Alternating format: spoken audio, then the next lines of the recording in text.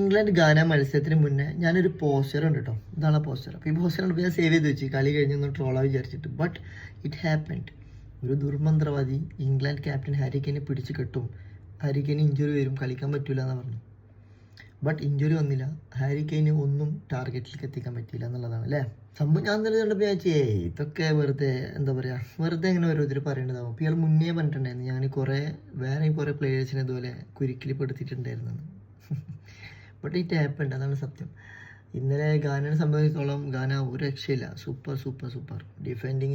ഡിഫെൻഡിങ്ങിൽ ഒരാളേത് ബോൾ കിട്ടുമ്പോഴത്തേനും 2-3 ആൾ എന്താ പറയുക വന്ന് ബോൾ എടുത്ത് പോവുക. അമ്മാതിരി ഡിഫെൻഡിങ്. ഇന്നലെ ബെല്ലിംഗാം വരെ പറഞ്ഞ മാൻ ഓഫ് മാച്ച് കിട്ടിയപ്പോൾ ഇതൊരിക്കലും ഞാൻ അറിയിക്കുന്നില്ല, ഗാനയിലത്തെ ഏതെങ്കിലും ഡിഫൻഡറിന് കൊടുക്കണം എന്നാണ് പറഞ്ഞത്. അങ്ങനെ അമ്മാതിരി ഡിഫെൻഡിങ് ആയിരുന്നു. കളി കണ്ടവർക്ക് അറിയാലോ അല്ലേ. 19ഓളം ഷോട്ട് ഇംഗ്ലണ്ട് ഇന്നലെ ഷോട്ട് ചെയ്തു. ബട്ട് 3 ടാർഗറ്റിലേക്ക് എത്തിക്കാൻ പറ്റിയിട്ടുള്ളൂ. ആലോചിച്ച് നോക്കില്ലേ, കാരണം ഒരു ദുർമന്ത്രവാദി. എന്തായാലും നിങ്ങളുടെ തോട്ട്സ് കമൻറ്റ് ചെയ്യട്ടോ.